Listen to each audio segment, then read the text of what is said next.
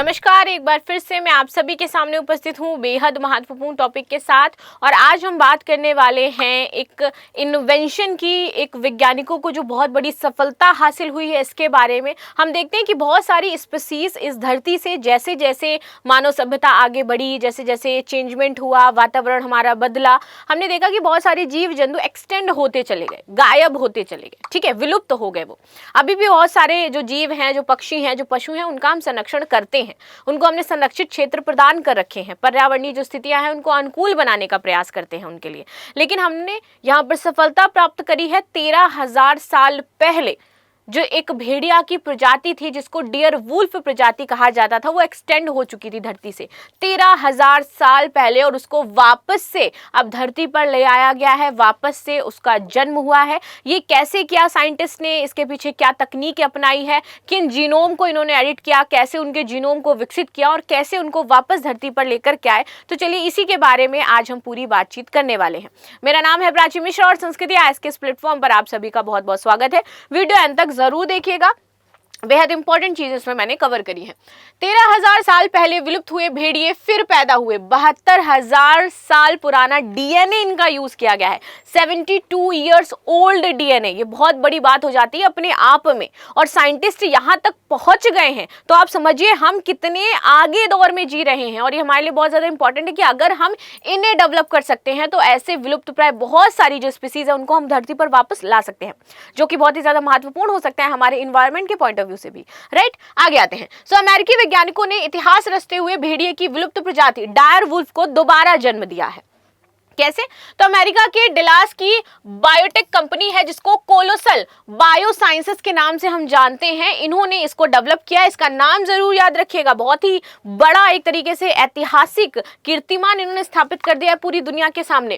Company ने पुराने DNA, cloning और जीन एडिटिंग तकनीकियों के सहारे 13,000 साल पहले विलुप्त हो चुके डायर वुल्फ प्रजाति के 3 शावकों को जन्म दिया। इनमें से 2 नर हैं और 1 मादा हो जाती है।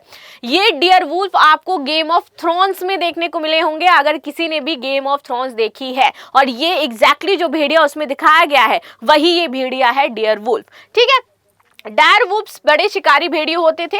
ये आकार में आज के ग्रू वुल्फ से बड़े और ताकतवर तथा ठंडे इलाके में रहने में सक्षम थे। ये ठंडे इलाकों में रहते थे। आज के जो ग्रे भेड़ियां हैं उनसे काफी बड़ा आकार होता था और बहुत ही खूंखार भेड़िए जो प्रजाति है इनकी ये होती थी। इनका सिर चौड़ा, जबड़ा मजबूत और फर घना सफेद होता था। ये प्रजाति उत्तरी अमेरिका के जंगलों में सबसे खतरनाक शिकारी भी माने जाते थे, इसीलिए लोग डरते भी थे पहले इनसे। यही एक कारण भी है कि इनको दोबारा से नहीं लाया जा रहा है, खाली अभी 3 शावक हैं इनके लेकर के जो आए गए हैं और इनको खाली बस संरक्षित किया जाएगा। यहाँ पर इनको प्रजनन करने नहीं दिया जाएगा, इनकी संख्या को बढ़ाया नहीं जाएगा क्योंकि ये शिकारी प्रवृत्ति के हैं और थोड़े ज्यादा खतरनाक हैं, इसलिए। आगे आते हैं। 72 साल पुराने डीएनए से दोबारा वायर वुल्फ का यहाँ पर जन्म हुआ है। ठीक है, तो कोलोसल बायोसाइंसेस के वैज्ञानिक ने ओहियो की शेड्रिन गुफा में 13,000 साल पुराने दांत और इडाहो से 72 साल पुरानी खोपड़ी के डीएनए निकाले। इन दोनों जगहों के पहले डीएनए निकाले गए, उसके बाद इनसे डायर वुल्फ की 2/3 क्वालिटी जीनोम तैयार किए गए जो उसी के थे और उससे ज्यादा अच्छे थे। एग्जैक्टली डायर वुल्फ की विशेषताओं जैसे कि सफेद फर, लंबे घने बालों की पहचान के लिए इन जीनोम को ग्रे वुल्फ, लोमड़ी और जैकाल से पहले मैच किया गया। ठीक है, तो देखिए कितना सारा यहाँ पर वैज्ञानिकों ने संघर्ष किया, उसके बाद वो इसको विकसित कर पाए हैं। इसके बाद आप देखोगे तो एक CRISPR, क्रिस्पर इसको हम कहते हैं, एक जीन एडिटिंग तकनीक होती है। इसकी मदद से ग्रे वुल्फ की कोशिकाओं और 20 जेनेटिक बदलाव इसमें किए गए थे। इन एडिटिंग कोशिकाओं से भ्रूण बनाए गए और उन्हें मिक्स ब्रीड नस्ल में निषेचित किया गया। मिक्स ब्रीड नस्ल का एक हाउंडोंग कुत्ता है, इसके गर्भ में इसको ट्रांसप्लांट किया गया था और उसके गर्भ से इनको जन्म दिलाया गया। 1 अक्टूबर 2024 को 2 नर शावक रोमुलस रेमुस का जन्म हुआ और इसके बाद 30 जनवरी 2025 को मादा शावक खलीसी का जन्म होता है और ये इनका नाम रखा गया है। ग्रे वुल्फ और डायर वुल्फ में अंतर देखिए, ग्रे वुल्फ वर्तमान समय में ये मौजूद मिलेंगे, विशेषता अस्तित्व बना है इनका। डायर वुल्फ लगभग 13,000 पहले ये विलुप्त हो चुके थे, 13,000 साल पहले, और अभी ये वापस आए हैं धरती पर लौट करके। औसत कुत्तों से बड़ा लेकिन डायर वुल्फ से छोटा होता है इसकी आकार में। ठीक है, डायर वुल्फ की बात करें तो ये डायर वुल्फ ग्रे वुल्फ से बड़ा और भारी होता है। वजन की बात करते हैं दोनों की, अगर कंपैरिजन करें कि वजन कैसा कैसा रहता है, तो 30 से 50 किलो के बीच होता है आपका ग्रे वुल्फ, और जो डायर वुल्फ है वो 50 से 70 किलो के बीच का होता है। दांत और जबड़े की बात करते हैं तो छोटे और पतले तेज काटने वाले दांत होते हैं ग्रे वुल्फ के, बड़े मजबूत और हड्डी चबाने वाले दांत होते हैं ग्रे वुल्फ के। ज्यादा खतरनाक है भाई, हड्डी तक चबा जाता है।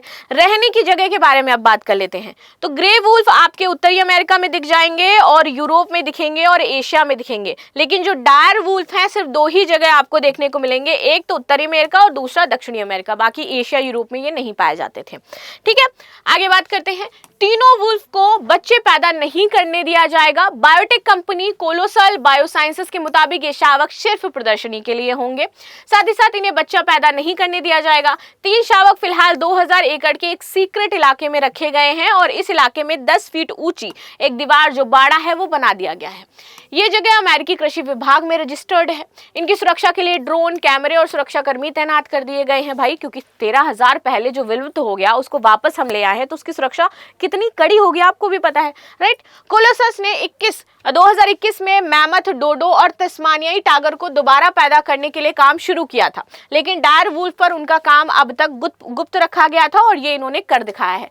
क्रिस्पर क्या होता है? क्रिस्पर Cas9 को नोबेल पुरस्कार विजेता वैज्ञानिक हैं इमैनुअल चारपेंटियर और जेनिफर ए डुडान, इन्होंने 2012 में विकसित किया था। जीन एडिटिंग तकनीकी हो जाती है ये तकनीकी जेनेटिक कैची के एक सेट का उपयोग करती है, ठीक है, जो बैक्टीरिया द्वारा इस्तेमाल किए जाने वाले रक्षा तंत्र का हिस्सा होती है। जब उन्हें संभावित वायरस खतरे का सामना करना पड़ता है तो वे हमलावर के डीएनए के कुछ हिस्से को अपने जीनोम में कॉपी कर लेता है, ठीक है, और पेस्ट करके जेनेटिक कैची बनाता है जो केवल उसी अनुक्रम की खासियत होती है और उसमें खिसकाती है, उसी अनुक्रम को आगे खिसकाती रहती है, लेकर के जाती रहती है।